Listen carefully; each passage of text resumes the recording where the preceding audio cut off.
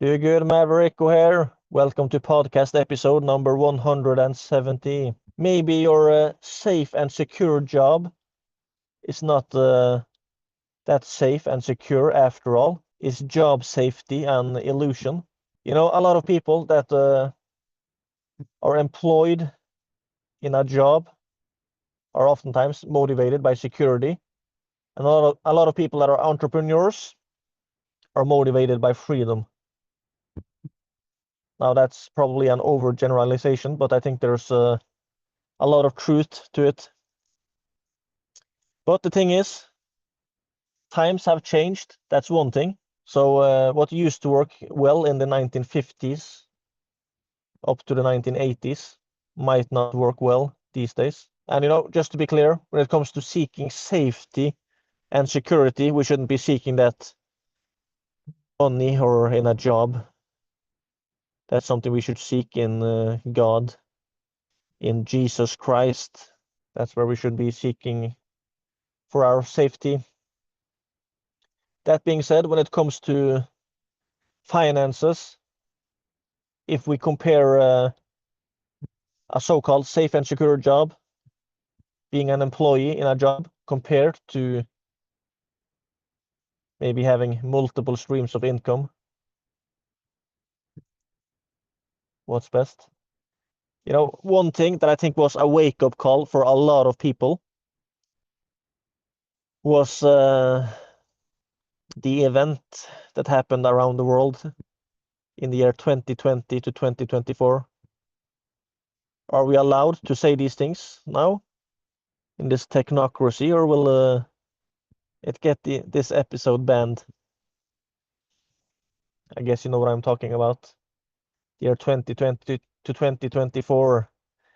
How many people were pressured into shooting up some experimental injection stuff into their bloodstream in order to keep their job?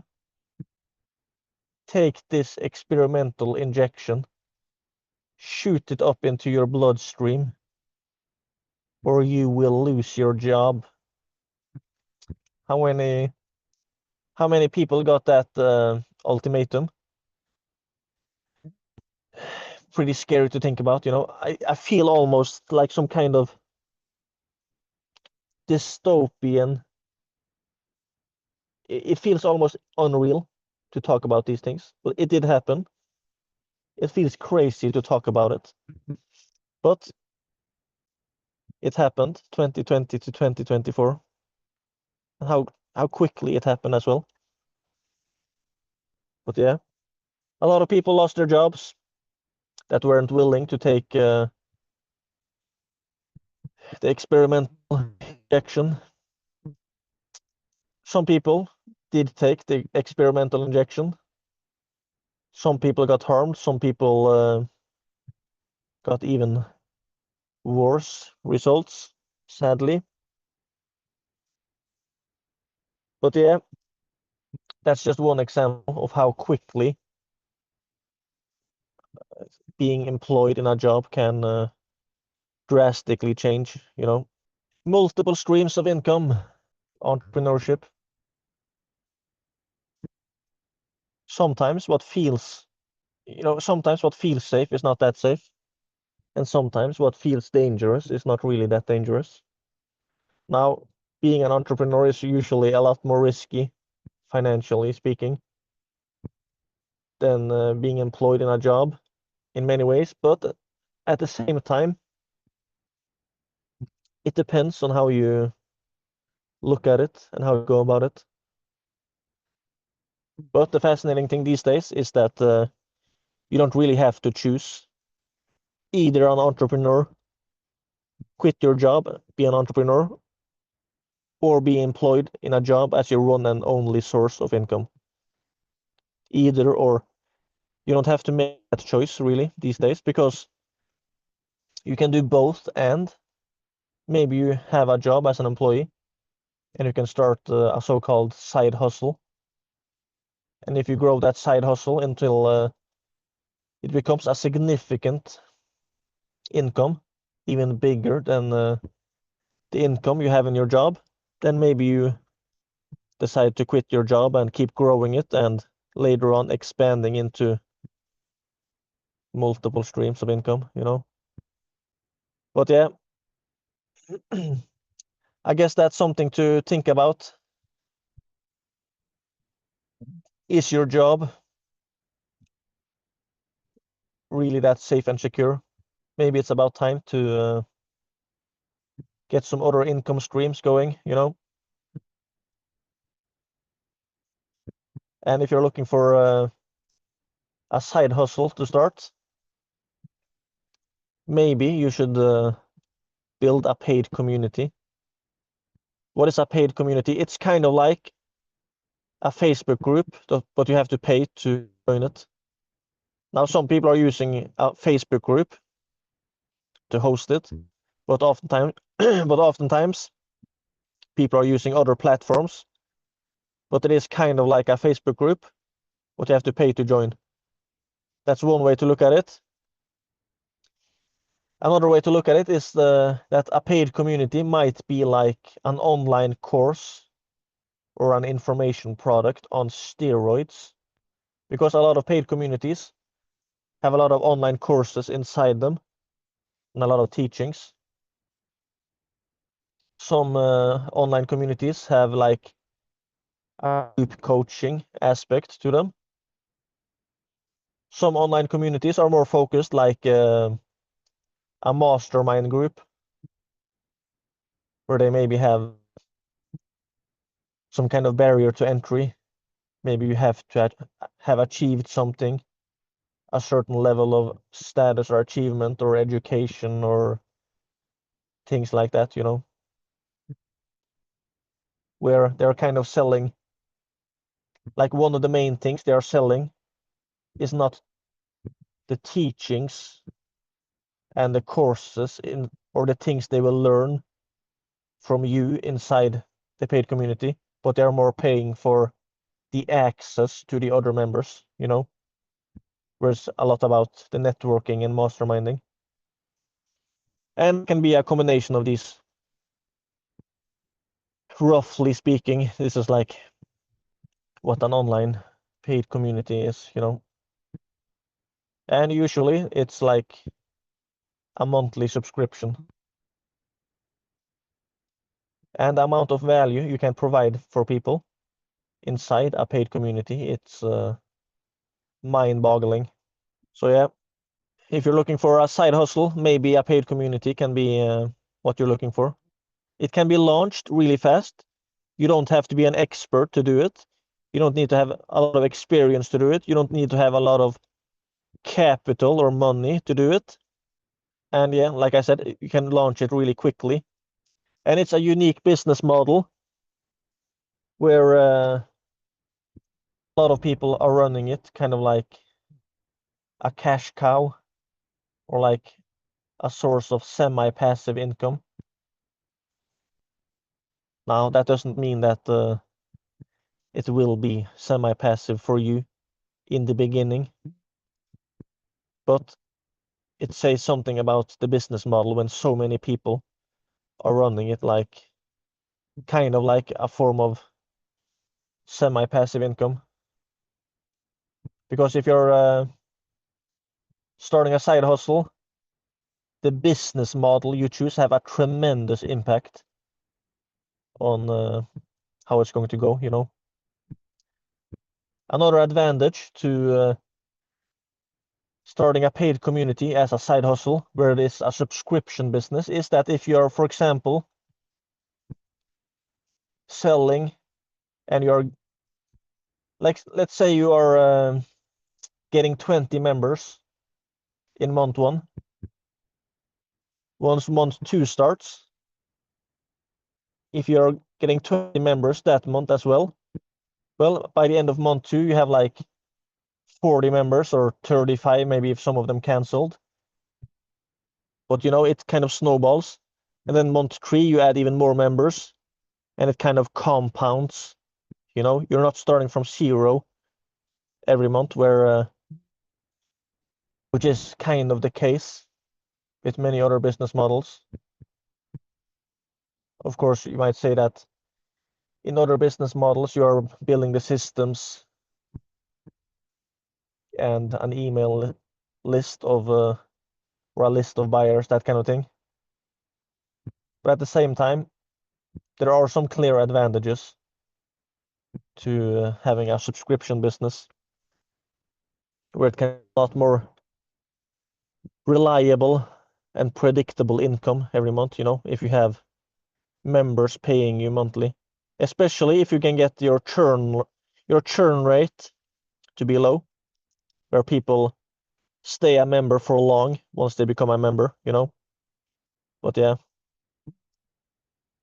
that might be an option for a lot of people. Another thing that I think I should mention when it comes to this topic of if your job is really that safe and secure that a lot of people claim. What if you're asked to do something crazy? Maybe you're a police officer and the authorities above you are telling you to do something bad. What do you do? It's a fascinating book called Ordinary Men. What's the subtitle again? It's about some true stories about what happened with the Polish police under World War II. I've not read the entire book yet. I listened through a bunch of the audiobook. I need to listen through all of it. But yeah, the point is that during World War II, a lot of Polish police officers were asked to do some evil things. But what a lot of people don't talk about is that in some cases, they actually got offered the choice. Either do this or you choose to not do this. But you have to choose now. What do you do? And a lot of them chose to do it. They went along with it, with the evil stuff they were told to do. But the people that said no to doing those evil things, what seemed to be a pattern was that a lot of those police officers that had the guts to say no were not really that dependent on their job. One guy had like a shoe store, I think. I think another guy ran a library. They have some kind of businesses in addition to their job as a police officer, which kind of made the choice to say no even easier for those people, because they were thinking like, yeah, but even if I say no now, and it ends up with me losing my job as a police officer after the war, yeah, I don't really care that much because I have this other thing that I'm making money on. That seemed to be the case. My point is, the people that were really dependent on their job, they seem to be a lot easier to pressure into going along with doing those crazy and evil things. Now, I'm absolutely not saying that there were no exceptions to that. And of course, people still have a choice, even if they don't have an option ready yet. I mean, if they still have a choice, even if they didn't have extra sources of income. But I still think it is the case that people that are really dependent on their jobs, it's easier to pressure into doing crazy things. So yeah. And of course, a police officer, that's just one example. how many nurses and doctors around the world were letting themselves get pressured into doing crazy things in 20 to 2024. Also something to think about. You know, I'm reminded again of that scene in the movie Heat. Should I try to find it? By the way, let me try to search it up. Yeah, here it is. From the movie Heat with Robert De Niro and Al Pacino. The 30-second rule. I think a lot of people working as employees should have this rule.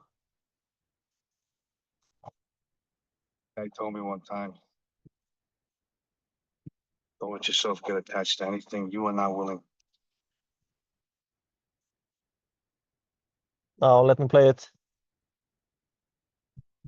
Guy told me one time, don't let yourself get attached to anything you are not willing to walk out on in 30 seconds flat if you feel the heat around the corner. Now, if you're on me and you got to move when I move, how do you expect to keep a marriage? It's an interesting point. I haven't.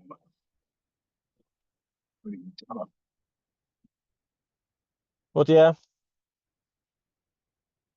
the 30-second rule. Of course, that one can be kind of disgusting as well.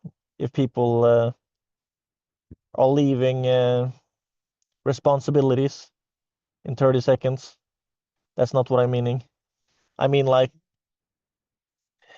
if you're pressured to do something that is the wrong thing, being ready and capable and able to actually leave.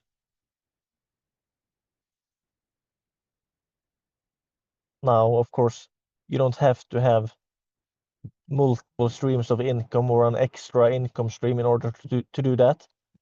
But it would definitely be an advantage in many situations. So yeah.